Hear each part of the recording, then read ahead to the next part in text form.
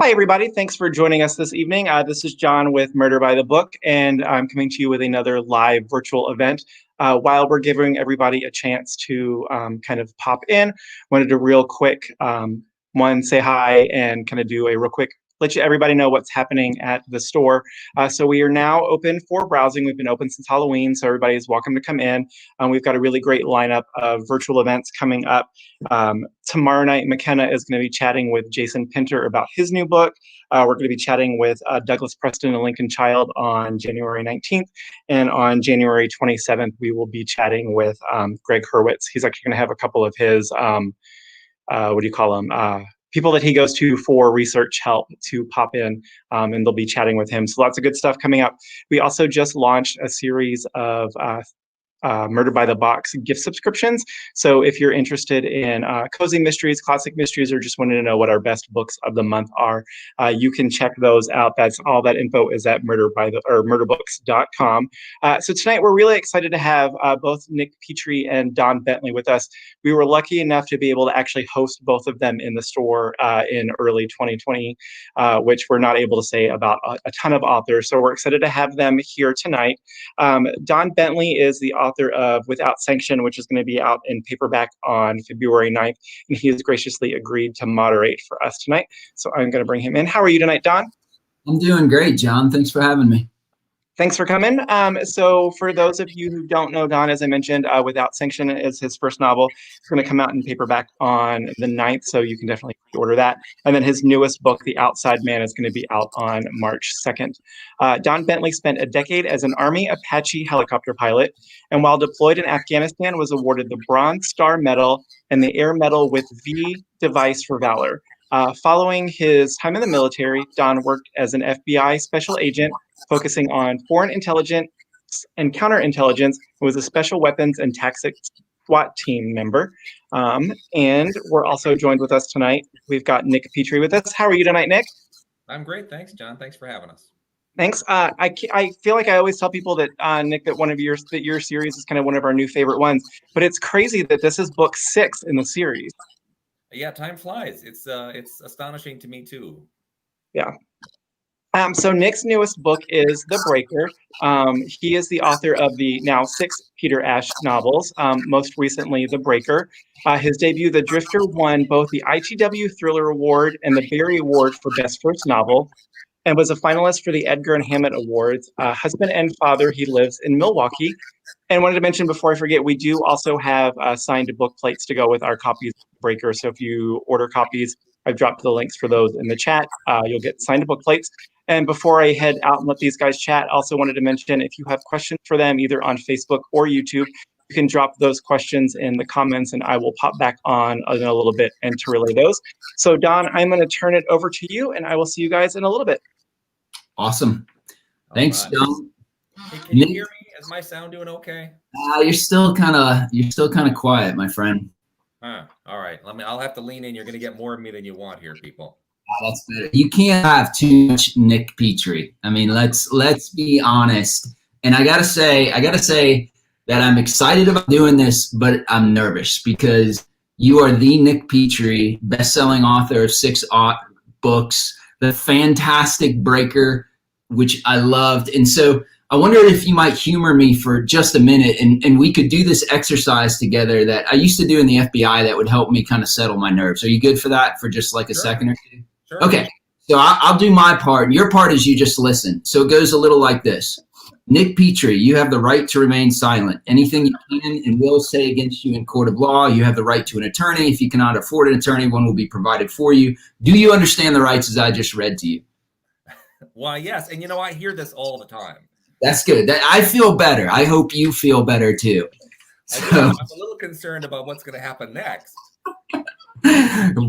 So what's going to happen next is I have questions, and I have these questions that are in 2 parts. So I solicited the great people at Twitter who gave me a number of questions as well. So I'm going to walk us through a little bit, and then I'm going to interject some questions from Twitter, and you, my friend, will be forced to answer them. So starting with that, what I thought would be cool is if you took us to, you have a tremendous amount of fans. You have an incredible series you've been writing, your 6th book, which is awesome, The Breaker. But maybe to start things out, some of what I love about your story is your path to publication was not an instant one. And so maybe there's tons of folks out there that are both fans of yours and aspiring writers and stuff. Maybe we could start out if you kind of walked us through the Nick Petrie path to publication.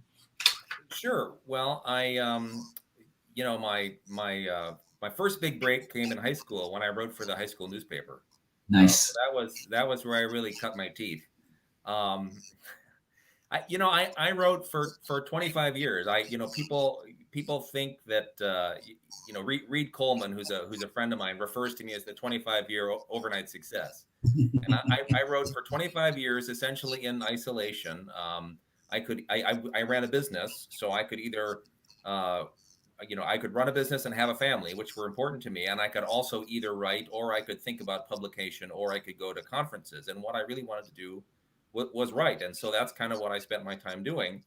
The first book I wrote, I got a couple of encouraging notes from literary agents, a couple of really mean letters. My favorite. Do you still have the mean letters? Do you still have them?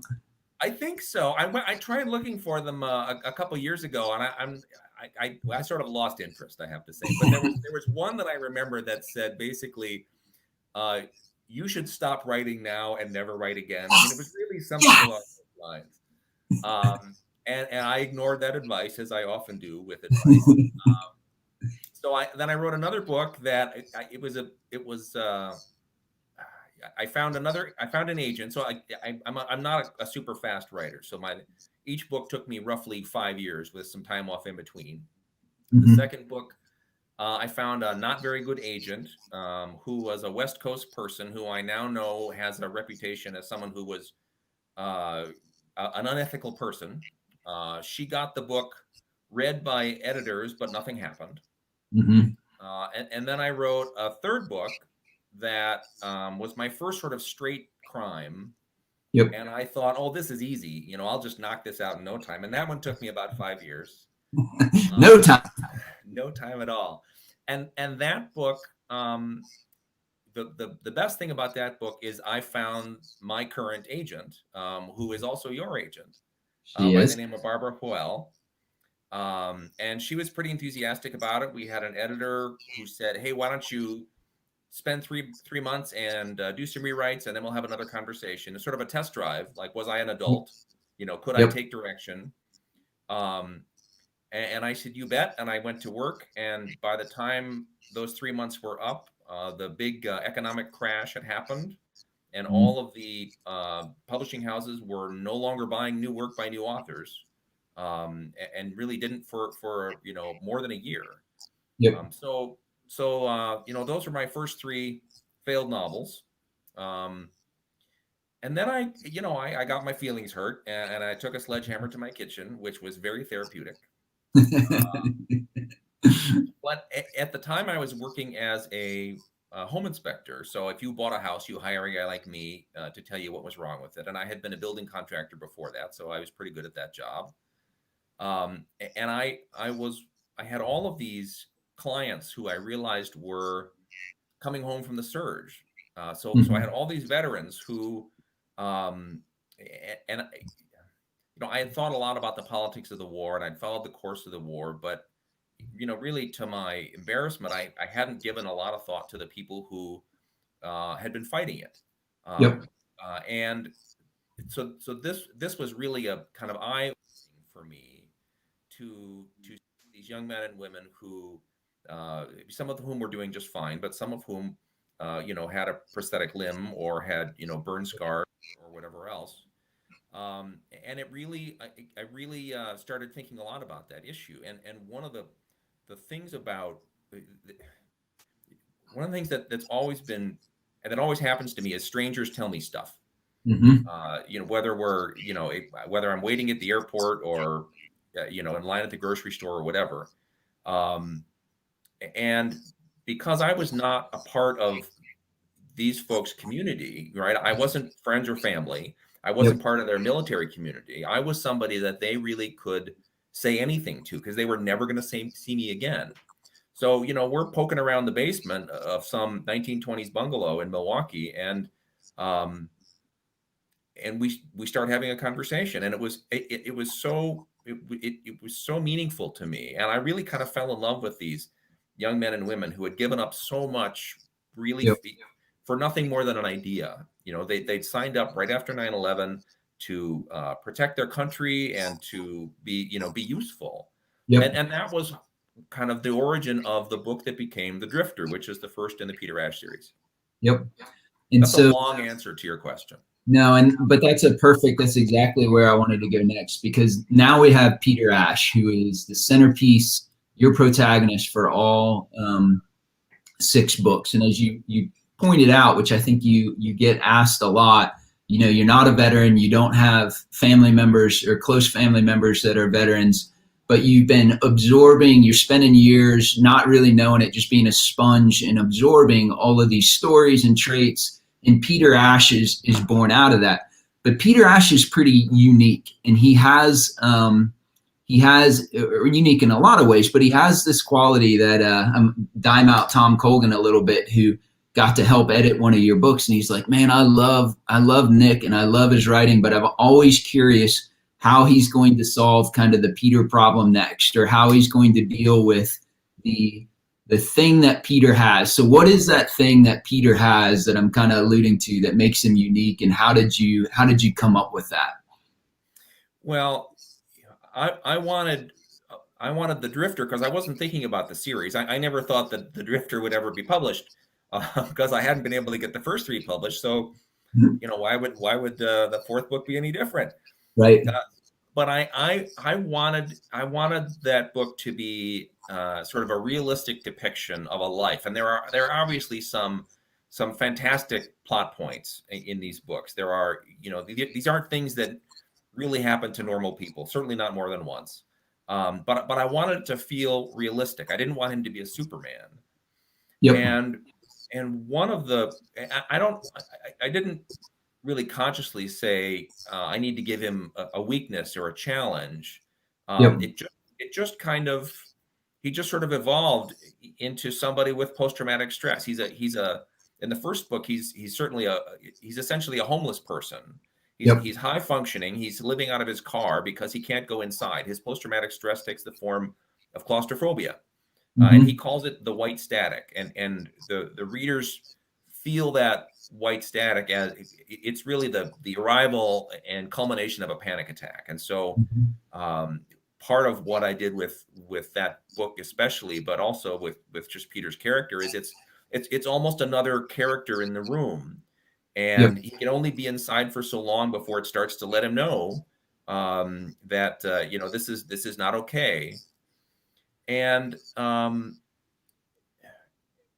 the crazy thing is that I did some research on it, and I talked to some people about, not so much about post-traumatic stress, but kind of panic attacks, which is really the end result of a post-traumatic episode.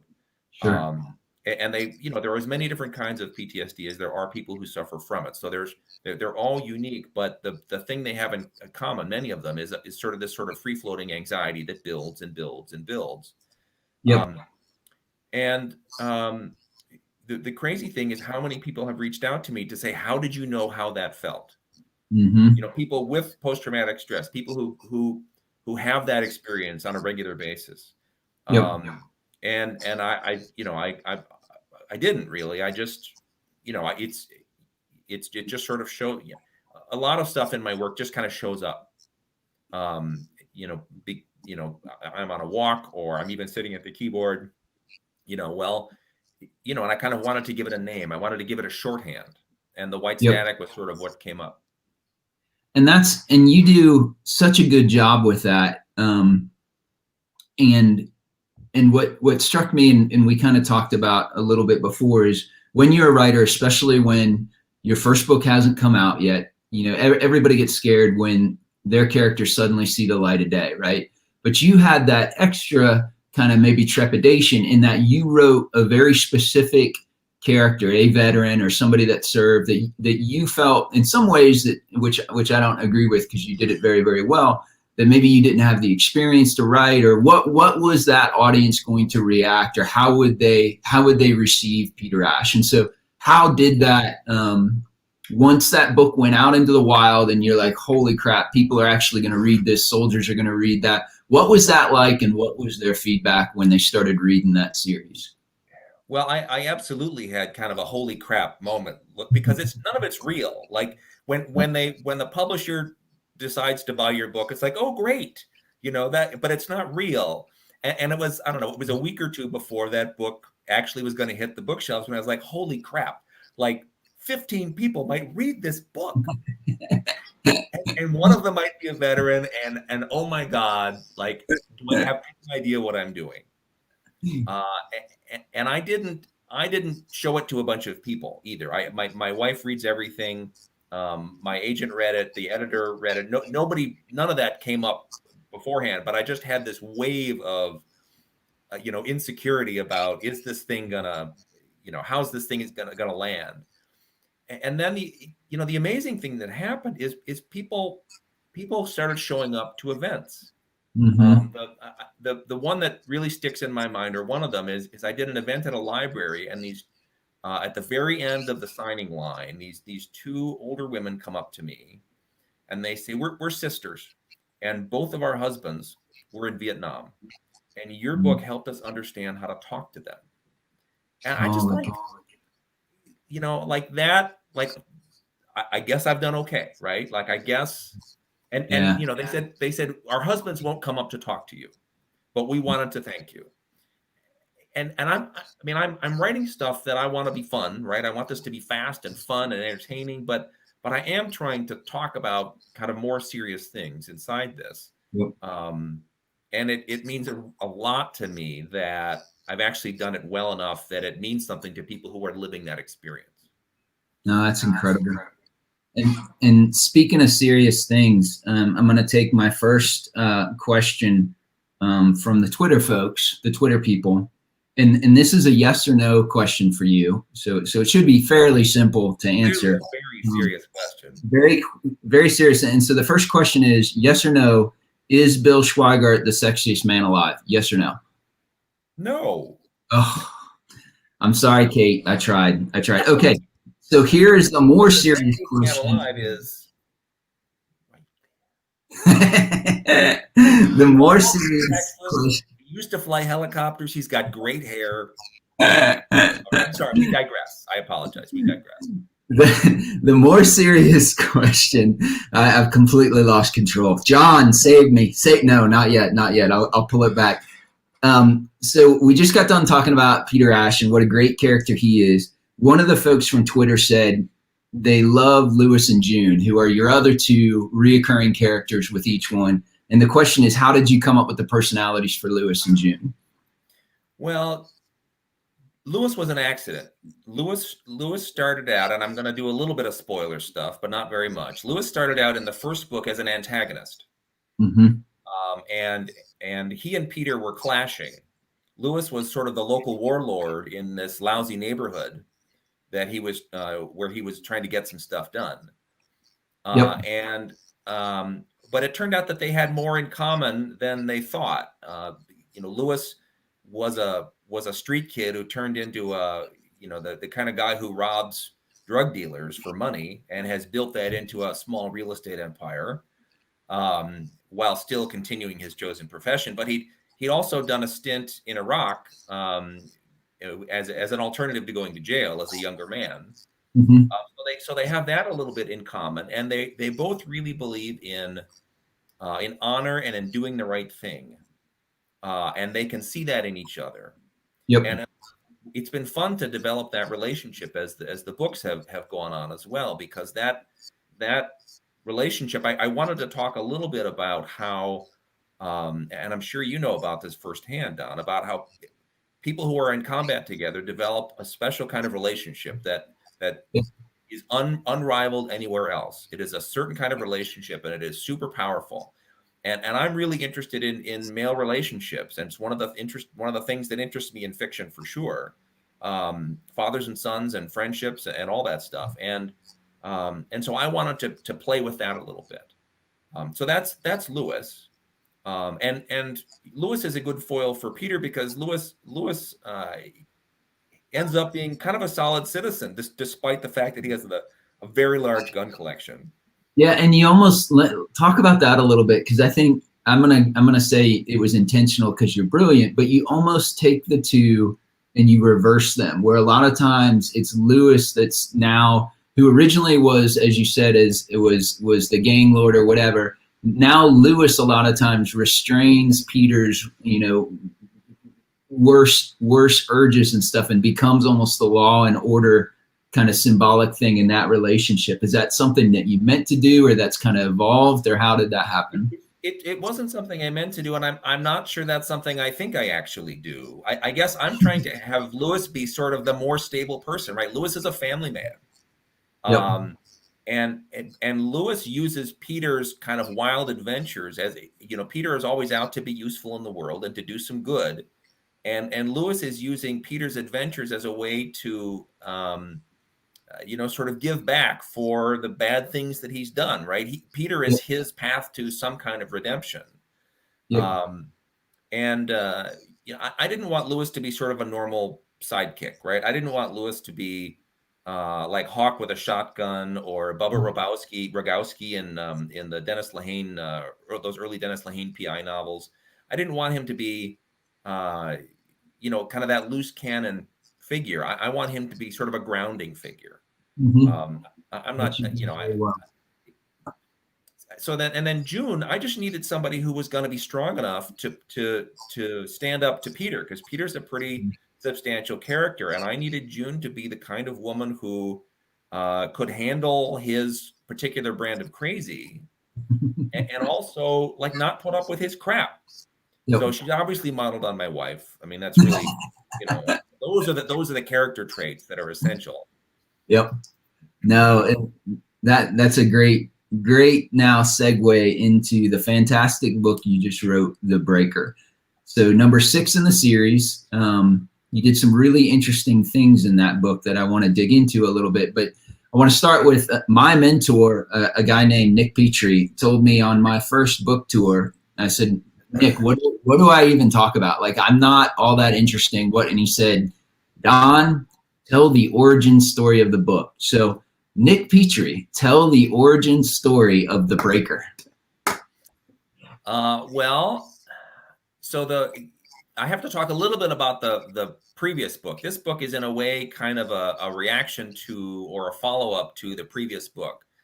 So the book before, and the series is designed that you can really read them in any order, and you can certainly read The Breaker first. You can read them backwards. It really doesn't matter. If you are a strict read in order kind of person, that's great. Go for it. But these books are designed to be read kind of as you find them in the world. And so the little bit of backstory is that Peter left a couple of bodies in the snow as one does in Iceland, and as a result, he's wanted by the FBI and Interpol. Mm-hmm. And so in The Breaker, he is a wanted man, sort of trying to kind of figure out his life and figure out who he really wants to be and how he really wants to live. And so for me, as a writer, I wanted to also, that previous book does not have Lewis or June in it, really, in any substance. Mm-hmm. June is on the phone. Lewis is never shows up.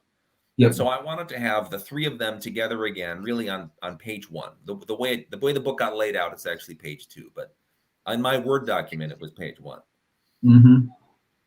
And so the logical way to do that for me was to put it back in Milwaukee. Which is where I live, and that was where the first book is set. Yep.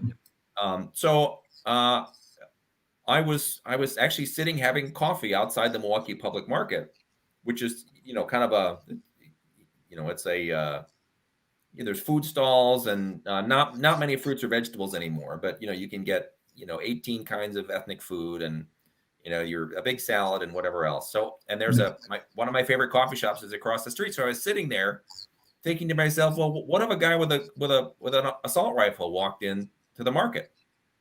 And if that's how the book starts. And it's a strange, how ideas show up. I don't really know. They just sort of do. And the trick is just to recognize them when they appear.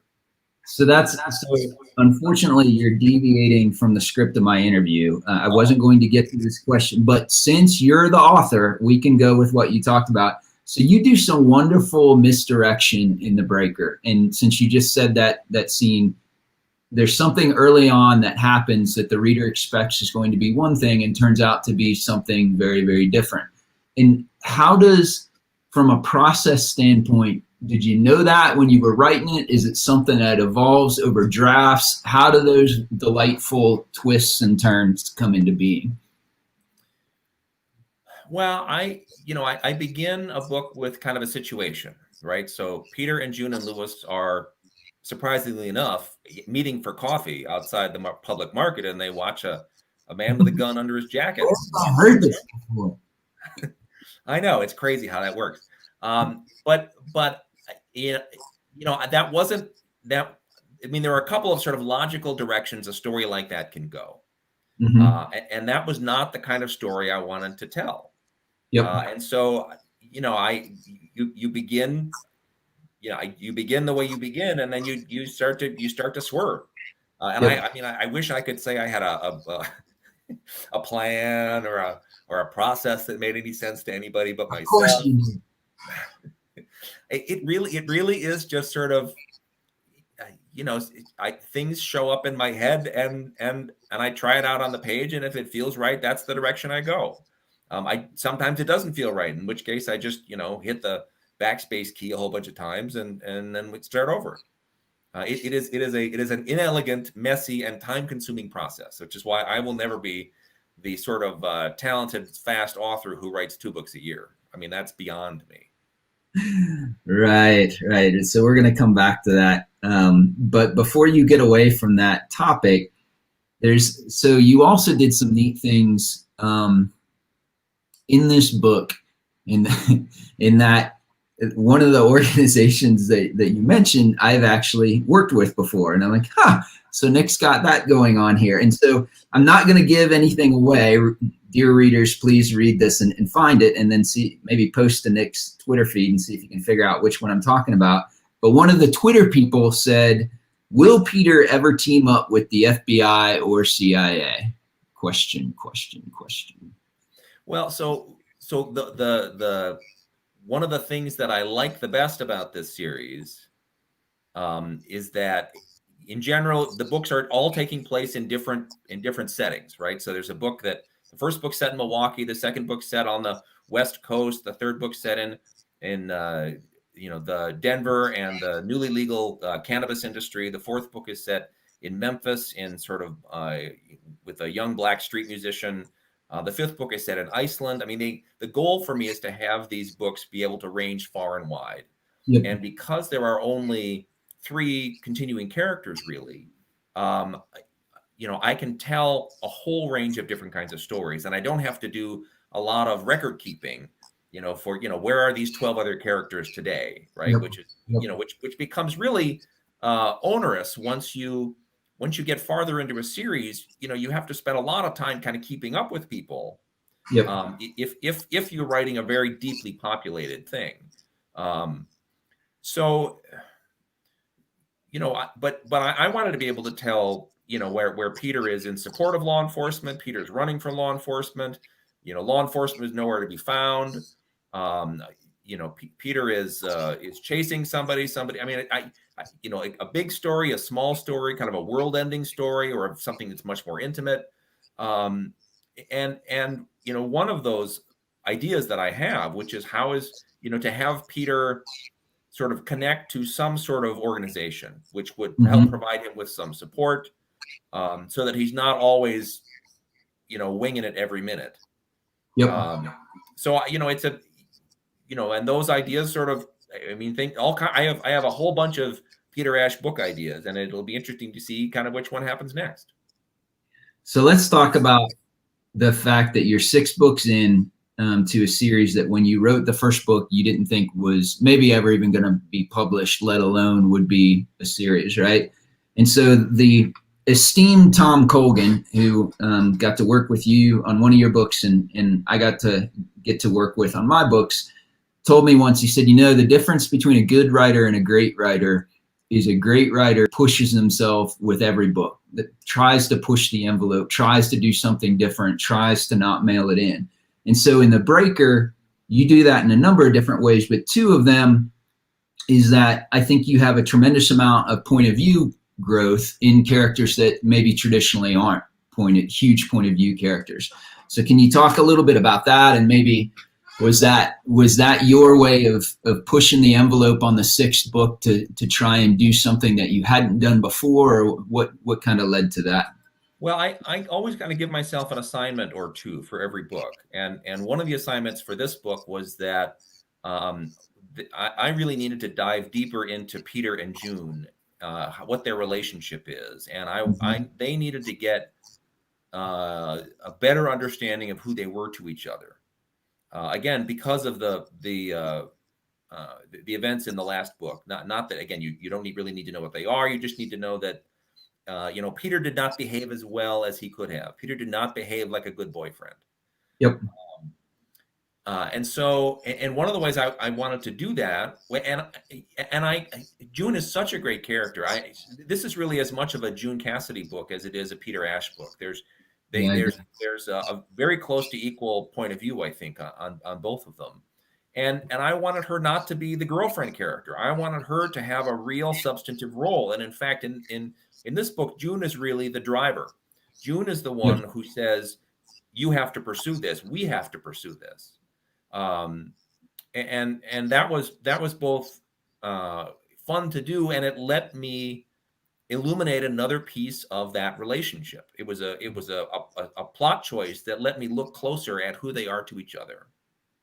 And we got to, I don't think we've ever seen them have a fight before. So we got to see them have a fight, an argument, which was also completely made up and never taken from your own life. Like that was never. Yeah. Oh gosh, no. I live in perfect harmony with my spouse. I can hear her laughing from here.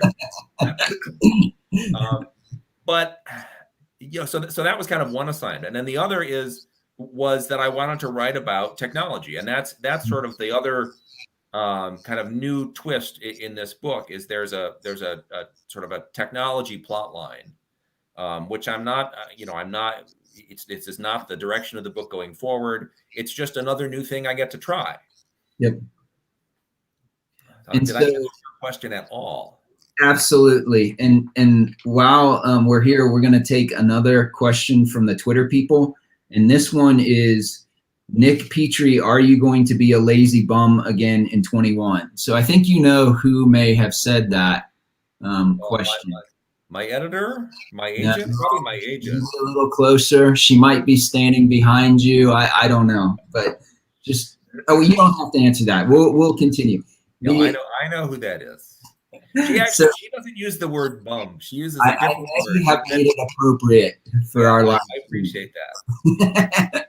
So something that I loved that I think other folks will, and if I were the branding guy for The Breaker, I would put 3 words on this book and in big capital letters. And these 3 words are, Mingus is back. So talk about that.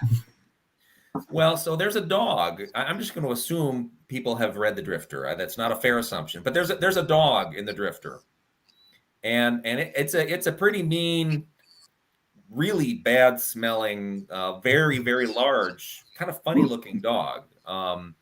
And this dog over time kind of takes ownership of Peter. Mm-hmm. And the dog has an instrumental role in that book, both in the plot and in the story. Yep. But Peter is a man on the move, and he's a dangerous character, and he gets into trouble a lot, and that's really not a suitable life for a dog. And so Peter and Mingus parted ways, but Mingus still lives in Milwaukee, and so one of the pleasures for me of telling a story set in Milwaukee is that Mingus could have a role again, and we could also see how Mingus's life has evolved since we saw him last. Mingus has a real personality. Mingus is a dog with a mind of his own, and it was so much fun to do, and to have Mingus sort of again kind of mirroring Peter in a certain way.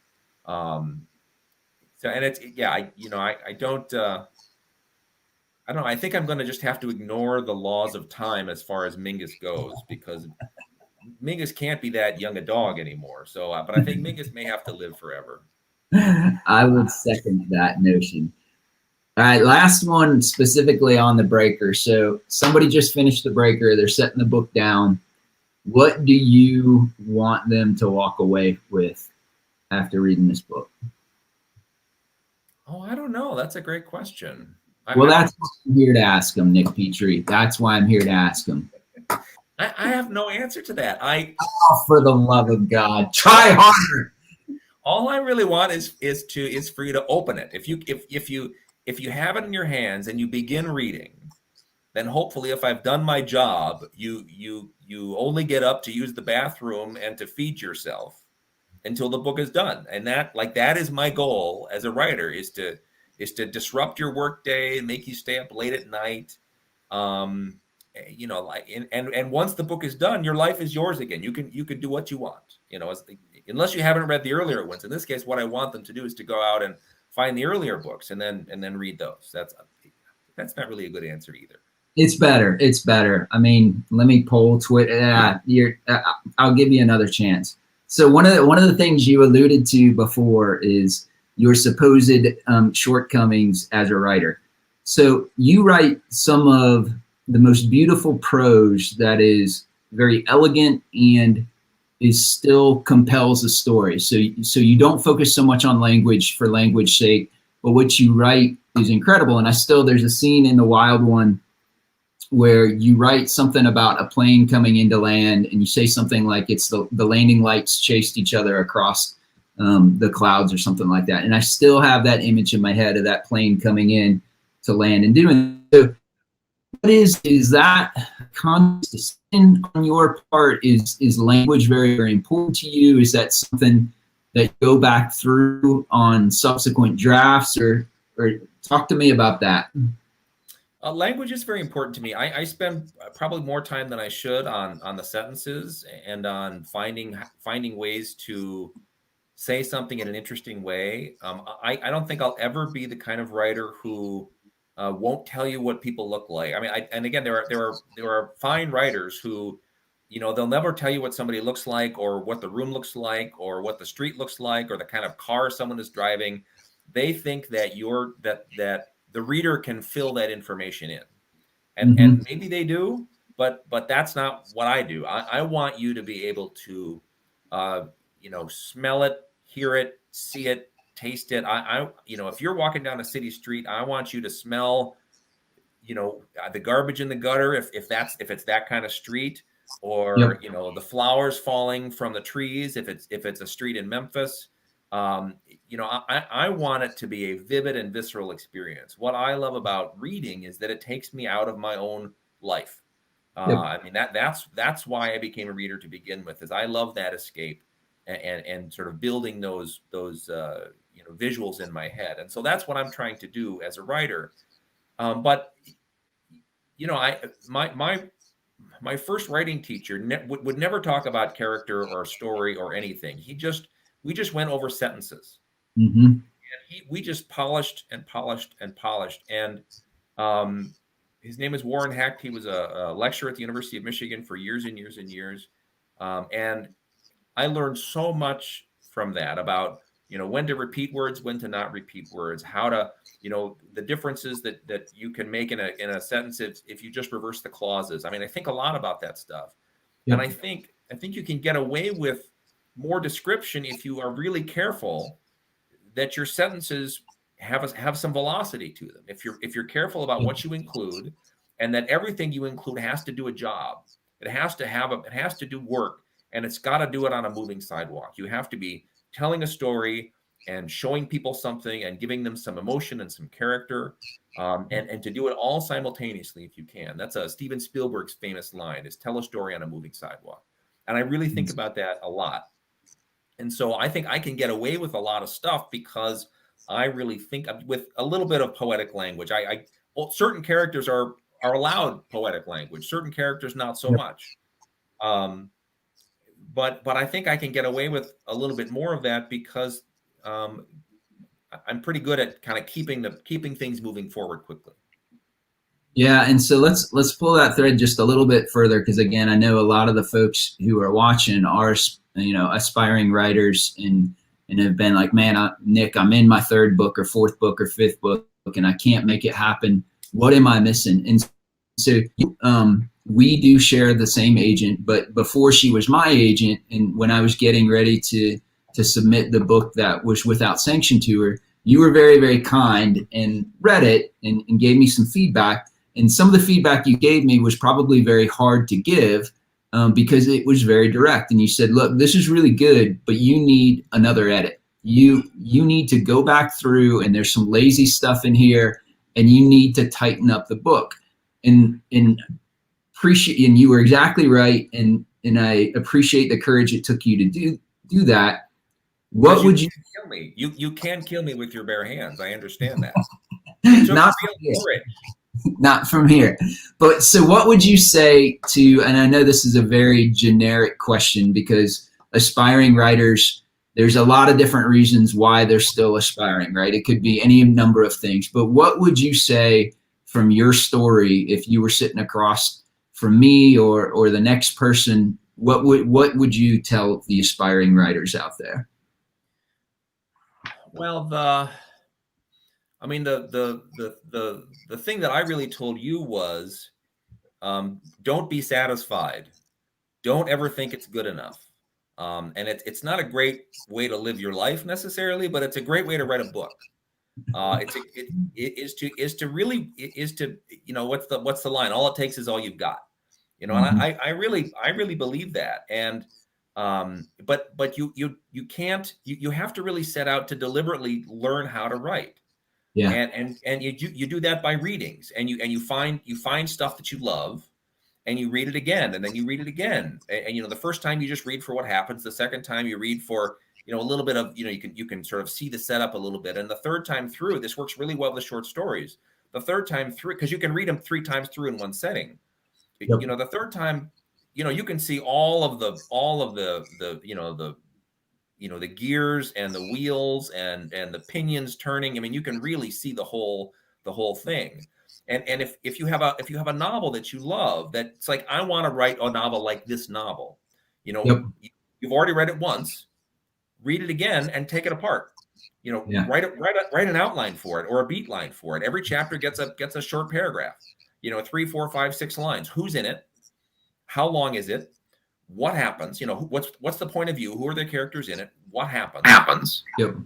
And it really lets me see, like, that was really how I learned that, you can go 6 chapters between points of view, because the reader will remember, because yep. You remembered, right? If you go through and you see how somebody does this, you can say, oh, I can stretch it this far, or maybe I'm stretching it too far. So you can learn everything from simple kind of logistical stuff like that. But you just read things differently. And the last is, don't be lazy. Don't there's, go through it again. For God's sake, go through it again. The bar for the first novel is the highest bar you will ever have to cross. Mm-hmm. And if you want to get somebody's attention, it's got to be as good as it can be. And that means show it to your friends, and don't tell your friends, gee, I hope you like it. Say to your friends, which is what you said to me, was, I want real feedback. Yep. And when I'm going through a friend's book, my first question is, what kind of feedback do you want? Do you want me to, is it out the door already? Then it's great, right? Go for it. Good luck. Break a leg, But if you want real feedback, why would you ask me if you don't want my actual opinion? Right. Part of it is just that there's a point at which you can't see the thing anymore. The point where I can't see it anymore. Yep. And so you've got to show it to somebody else. So, and the I guess maybe the last piece of advice is, and take it from me, the guy who wrote 3 books he couldn't get published, don't give up. You and I know somebody, Samantha Downing, who wrote 12 books. It was her 12th book that became published and became a kind of a big deal. Yeah. Right? A little bit. Yeah. One of my favorite pieces of advice I ever got was from Mark Graney. who's written the fabulous Gray Man books and a bunch of other great stuff.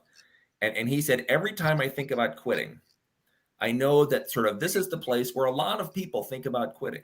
And so if I don't quit, I'm one step ahead of all those people who quit. Like, it's just a very pragmatic, it's a very kind of Gray Man calculation, actually, when you think about it. But I think that's great, right? Just don't freaking give up, right? If it's yours and you really want to do it, you know, maybe don't watch so much TV. Maybe don't spend so much time on social media. You'll have a little more time to work. I know that's a long answer to your question. That's not one thing, that's several things. No, but what I like about your answer is it's tough love. It isn't, you know, there's a place for rah-rah, and then there's a place for, you really want to make it? Because if you really want to make it, I'm going to tell you what you need to hear. So let me give you one more before we open it up to Jonathan and folks that have been patiently listening to me prattle on and ply you with nonsense. What is next for Nick Petrie? What is next? When we're done here, I think I'm going to have a beer. And then not get away that easily. Oh, I get it. No, I'm working on the 7th Peter Ash novel now. It is set in Nebraska, rural Nebraska, farm country. And it is I actually have a note written over there, which I have to look at to remember what the book is about. It is a tale of sex, obsession, jealousy, and murder. So boring, very boring is what you're saying. That's my calling card. I write boring books. That's what I do. Nick Petrie, I write boring books. I like that. All right, that was an okay answer. Not as good as most of yours, but it will pass. So one more question from the Twitter people. Is Don Bentley the best interviewer you've ever had? Just a simple yes will suffice for that. Yes. For now, sure, yeah. Today, he's the best interviewer I've had today. How about that? Yeah, I'm done in more ways than one. So if you'd like to come in, that would be great. So I will say, if you guys have been enjoying this and you would like to see the tables be flipped, when Don's new book comes out in March, again, it's The Outside Man. It comes out March 2nd. Nick will be interviewing him on March 5th, right here, same place. So if you would like to see Nick pick on Don a little bit, you can see the reverse of it. So definitely check back for that. So we do have some questions from the crowd. We have one from Brad Taylor. If you guys are watching, you're not familiar with Brad Taylor. His new book, American Trader, just came out. We're also big fans of his. So Nick, Brad says, you originally started writing The Drifter, who solves a problem type story, but it's become much more intertwined with the characters where you can't ignore the past universe of what you've created. Some writers ignore the past book completely and move ahead with the new one, but you haven't. How has that affected your writing? That's a great question. He should have been the interviewer. He should have been the interviewer. He must be a novelist. Well, so it's a balancing act, right? I'm trying not to. I really do want every novel to be able to be read in any order. I really want people to sort of, if you pick it up, go for it. But I also want them to gesture a little bit at what happened in the last book, because not only because there are people who are, really lunatics about reading stuff in order, and I am one of those lunatics, by the way. But I think it adds more context to the novel. It's where is he coming from? The thing that I need to know before I can really launch into something is kind of what's Peter's state of mind at the beginning of the book. What are he and June? What problems are he and June having? Kind of where's their relationship, and where is Peter? And the easiest way, really, maybe it's just a lazy man's way to work, but the easiest way is to sort of say, what's the impact of the book before? And it gives me something to react against. And it's, I'm really interested in books where there are real consequences. Peter's not a Superman. He is certainly a capable soul, but, he carries his share of guilt and fear and everything else, just like the rest of us. And so, I want there to be real consequences for people's actions. And I think that's actually part of why I'm interested in kind of having each book be a bit of a reaction to, or at least begin with a bit of reaction to what happens previously in the previous book. And how about you, Don? Now that you've got the second one in the series coming out in a little bit, how do you balance kind of what's happened in previous books with the current? Yeah, it's really hard to figure that out. I think at first, Nick does a great job. I'm a huge fan of Brad's too, and he's got I think 14 or 15 now. And so I always read his book and Nick's book to say what are they mentioning in the book before, like how much are they carrying forward. Nick, you didn't in this one, but there's a line of description, even though it's not plot related, that you use in every book about how Peter Ash looks like a werewolf who's almost just turned or something like that. And that's become like one of the things that you carry through from book to book from a plot perspective. For me, I had to rely a lot on my editor to help me with it, because in the first draft or The Outside Man that my editor saw, he X'd out pages, and he's like, if you tell this about Without Sanction, nobody's ever going to buy that book. So why would you tell this? And I'm like, okay. I'm appropriately chastised. So I don't know is my answer. I'll defer to Nick. You really only need, a paragraph, and not a very long paragraph. And if you drop in a couple of short notes, that's really all you need. Readers are super smart. All they really need to know is that something happened that had this effect. I really don't feel like you need to lay it on. There's a fantasy writer named Jim Butcher who writes these like magical PI books. I haven't read anywhere near all of them, but I picked one up a couple years back, and like the first third of the book was all like maintaining the elaborate relationships and all the things that had happened in the previous 6 books. And it was like, I felt like I didn't have enough to really know what happened, but I had way more than I needed to actually get into this next book. And part of it is just sort of trying not to bore people and trying to give some hints, right? If you haven't read the previous book, well, here's a little interesting thing that happened, right? A couple of bodies got dropped in Iceland. Want to know? Well, you could read the Wild One. So it's, part of it is just, pure self-interest on my part.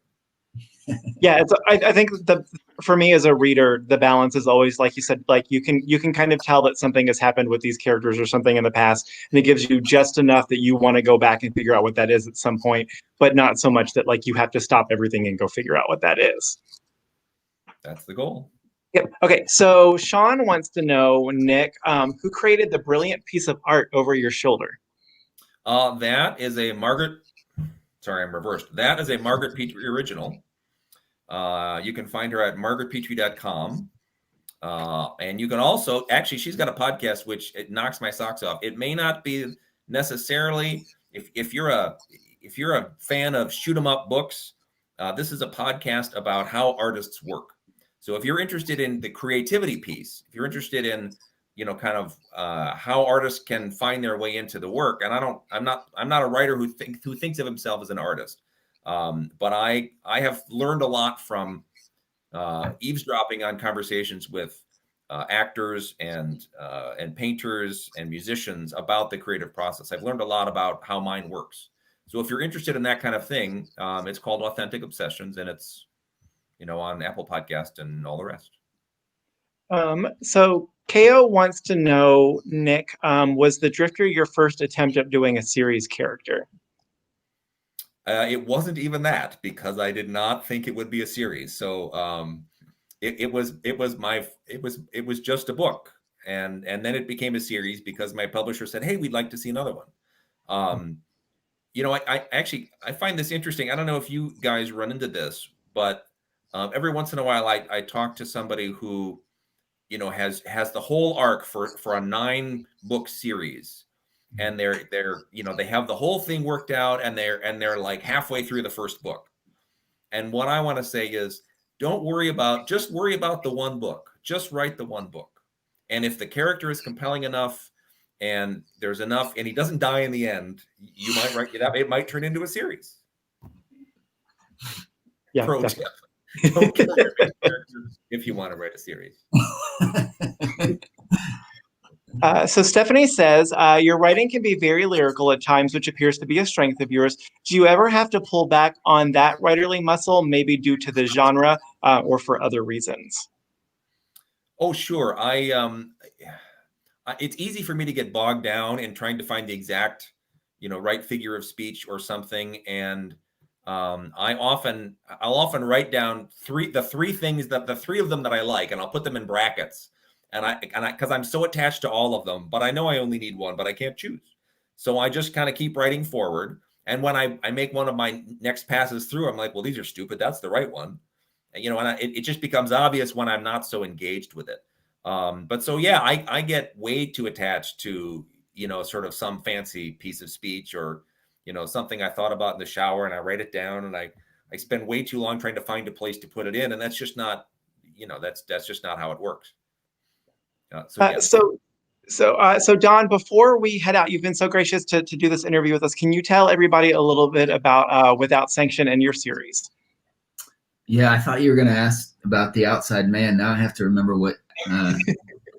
Well, you can talk. I mean, if you want to talk about that one instead, you can. But can you tell everybody kind of who your character is and what's up with him?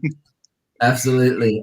So my protagonist is a guy named Matt Drake, who is a case officer for the Defense Intelligence Agency. So when I was an FBI agent, I was what was called a HUMINT guy, and what your job is to run and recruit what we call sources and what in the intelligence community they call assets. And you're basically, we call it pitching, but you're convincing somebody to come work for you, right? And that can be somebody who has inside information on a motorcycle gang, or it could be somebody, if you're working intelligence or counterintelligence, that knows something about the Iranian WMD program. And so my character, Matt Drake, in the beginning of Without Sanction, had one of his assets that was killed in Syria, and his best friend was pretty horribly disfigured. And so he thinks that is his fault, and so has left the DIA and is back on the outside. And he gets pulled back into one final operation where he has a chance to get redemption for what he thinks has gone wrong, but to seek out that redemption, he has to be brave enough to go back to Syria where everything went wrong in the first place. So that's what I'm about. All right. So as we mentioned before, so Without Sanction is the first book in the series. That's going to come out in paperback on March 9th. And then his new book, The Outside Man, is going to be out March 2nd.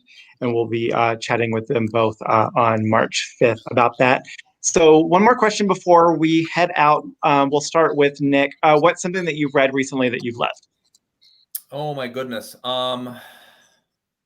Well, Without Sanction, although that's not recent. I read that a while ago. But it really is pretty spectacular. If you haven't checked it out, you really should. It's Don is a serious new talent. So, I've been reading stuff for quotes, which some of which are better than others. What have I been chewing on?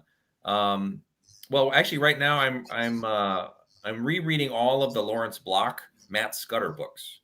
Lawrence Block writes. He's got a 4 different series or 5, and he's I believe in his 80s now. So these were written from the early 80s into kind of the mid-aughts, I believe. There are 17 or 18 in the series, and it's an alcoholic, unofficial PI, and it's sort of his path to redemption. He gets sober, he goes into AA, he finds love, and it's this wonderful long arc. And they are quite lyrical at times. They're beautifully written, and the prose is so crisp and clean that you just I'll sit and read. Like, I meant to read for 5 minutes, and I look up and I'm 6 chapters in, and I've missed my appointment, and because you can just fall into this so beautifully. And this is my 3rd or 4th time through this series. I do like to reread because I learn a lot that way. What else have I got? I've got Brad Taylor's new one that I'm going to start chewing on. I've got Greg Hurwitz's new one, which I was lucky enough to get an advance copy of. What else have I got? This is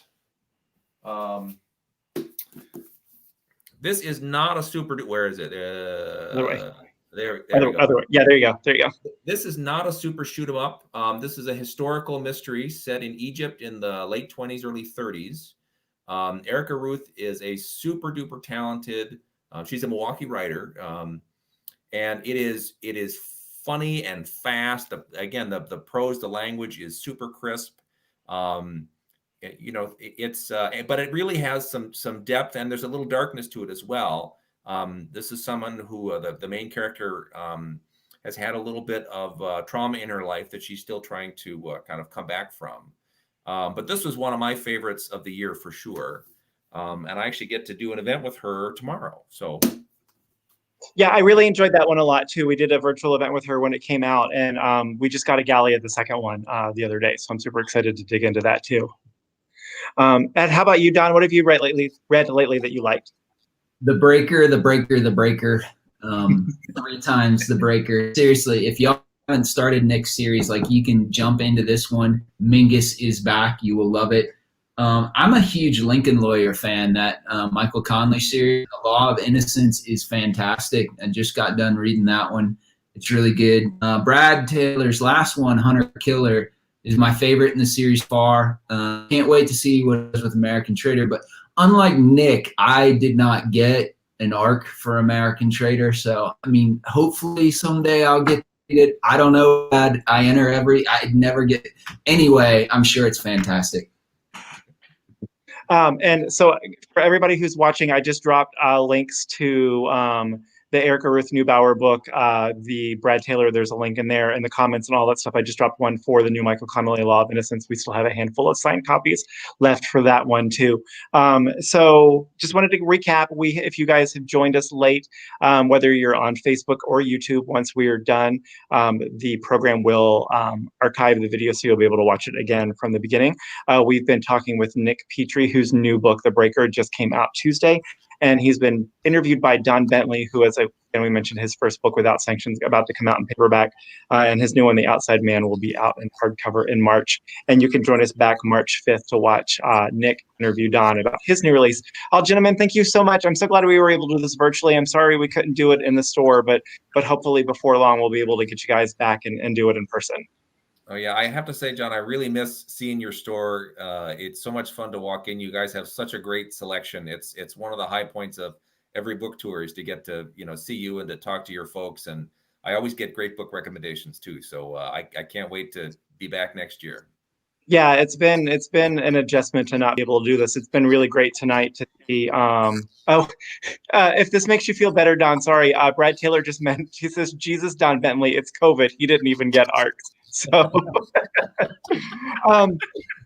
so yeah, it's been weird not being able to have people in the store and be able to share these events and do this in person. It's been really great tonight to see so many familiar names pop up in the comments and still be able to kind of connect with people this way.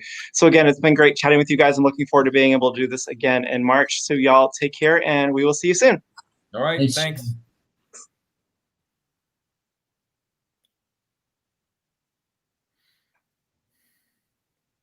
That was fun. Yeah, thanks, dude. That was a lot of fun. I wonder if we overdid the hilarity. We'll be very serious in March. I hope not. I expect you to rewatch this and count the number of zingers and then come prepared in March. Payback time, Bentley. Not at all. Not at all. Well, how you doing, man? You got your edits all done here? Almost. I keep thinking I'm ready to send it to my beta readers, and I thought I was going to be done last week.